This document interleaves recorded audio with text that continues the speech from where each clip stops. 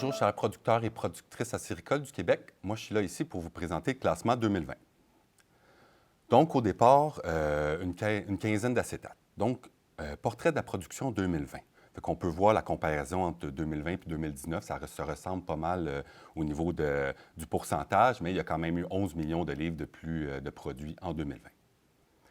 Si on tourne à la prochaine diapositive acétate, le nombre de barriques classées au quotidien en 2020, nombre de barriques classées et en révision. Donc, lui, classé, on voit bien en bleu toute l'évolution de la loi normale qu'on voit en bleu.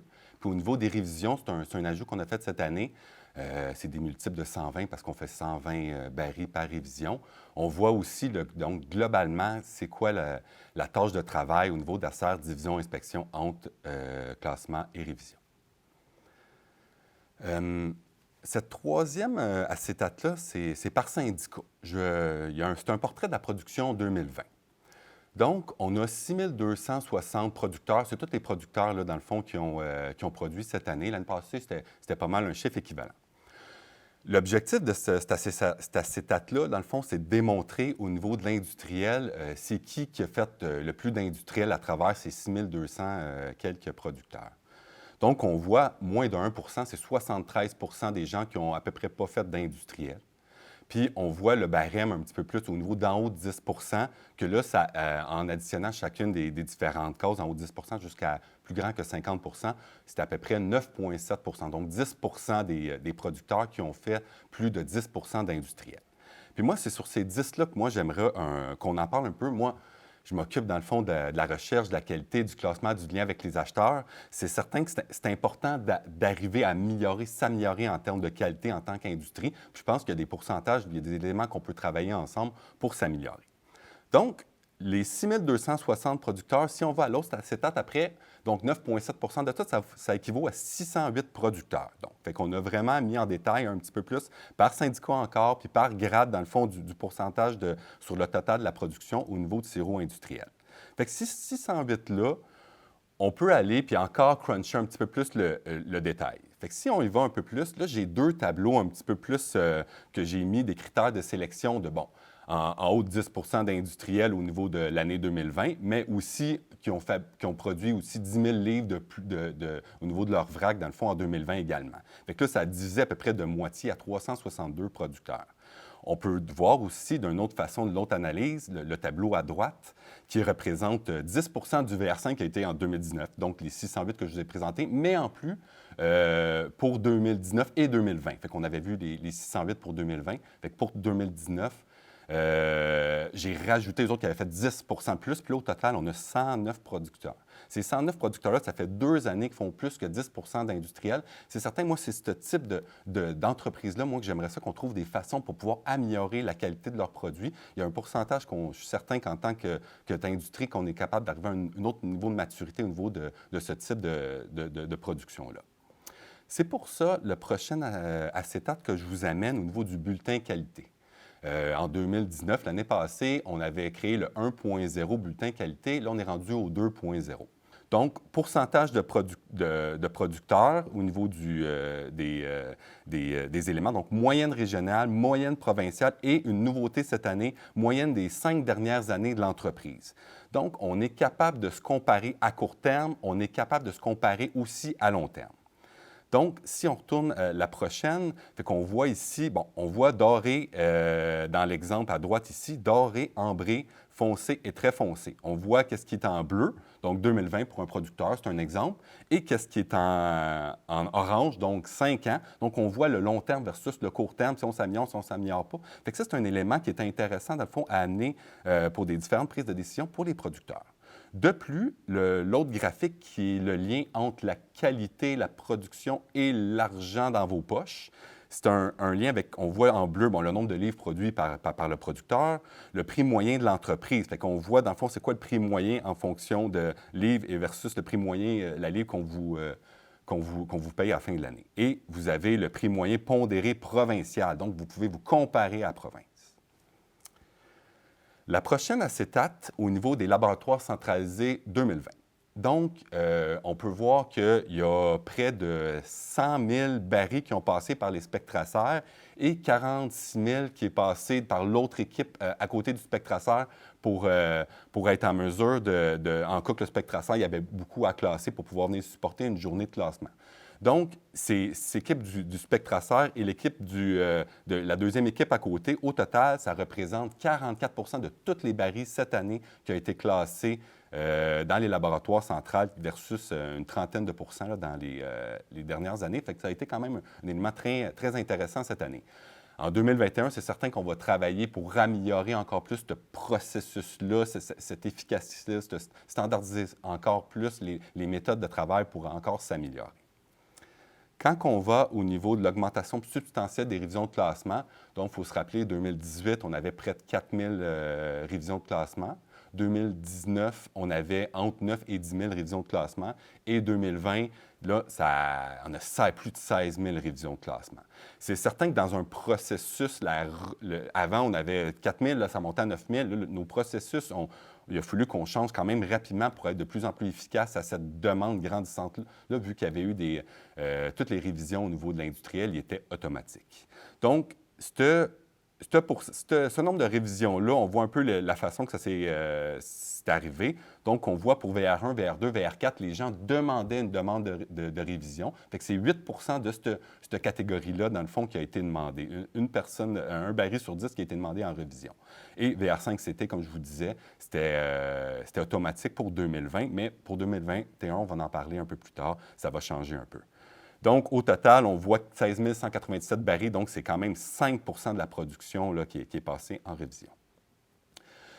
Là, si on revient, dans le fond, au niveau des révisions de classement, c'est certain, là, au mois de mars dernier, là, on avait 43-44 d'amélioration quand je l'avais présenté à la première vidéo. On était à 43-44. Là, à la fin de l'année, on est rendu à 37. Donc, à la fin de l'année, dans une valeur commerciale, il y a eu 37 qui s'est amélioré. Il y a eu près de 58 qui est resté pareil et il y a 5 qui s'est détérioré.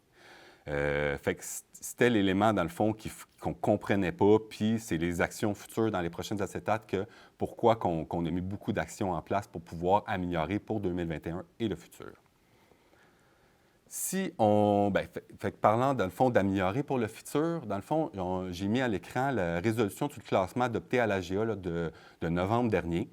Donc, on résume un peu qu'est-ce qu'il y avait dans cette résolution-là, d'accentuer la rencontre de comité. Donc, on a eu au moins 6 rencontres de comité depuis ce temps-là. De faire les démarches nécessaires afin d'assurer que les résultats de classement reflètent la réelle caractéristique du sirop. Donc, faire le lien entre le réel et les caractéristiques de sirop, c'est un des mandats. De faire des démarches nécessaires pour trouver d'autres entreprises, voir, benchmarker, voir un peu qu'est-ce qui se fait ailleurs, voir si on est capable vraiment d'améliorer classement et révision pour l'année 2021. Prendre les moyens nécessaires afin de régulariser le classement, donc amener des standards vraiment internationaux, c'est un peu cet élément-là, et établir les références des différentes caractéristiques des normes de classification. Donc, on regarde un peu toutes les différentes caractéristiques de saveur, on regarde un peu le besoin de l'industrie et les caractéristiques, et on travaille avec ça. Donc, au niveau du comité de classement, en août 2020, là, on a eu les PPAQ, on a commencé à faire le comité de classement, on voyait ça arriver, là, ça n'avait comme pas de bon sens au niveau des résultats. Donc, on s'est fait demander de commencer le comité de classement et on a eu environ 6 reprises, là, dans le fond, des comités depuis le début là, du mois d'août. Donc, ça fait environ à chaque 3-4 semaines. Là. Il y a eu beaucoup d'emphase à ce niveau-là. Et le mandat, c'était réévaluer le système de classement actuel et division et aussi le mandat division inspection. Donc, 4 administrateurs, des employés du mise en marché des PPAQ qui avaient également dans ces comités-là. Si on va au niveau des prochaines étapes en 2021, donc, moderniser le système de classement. Bon, là, on a amené ça, là, stratégique, tactique, opérationnel. Les axes, les gros axes, les priorités qui sont travaillées là, au niveau délai du classement et des révisions, classement durant la saison, qu'est-ce qui affecte directement, là, ça peut affecter là, au niveau de la fermentation et tout dans le processus, sûrement à la fin du classement.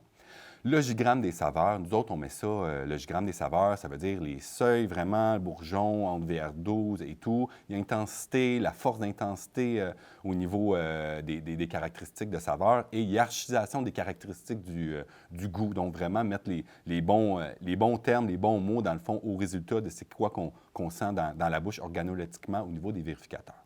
Donc, troisième point, laboratoire central doté de langue électronique et d'intelligence artificielle. Donc, il faut que les technologies viennent supporter le processus opérationnel des laboratoires centraux.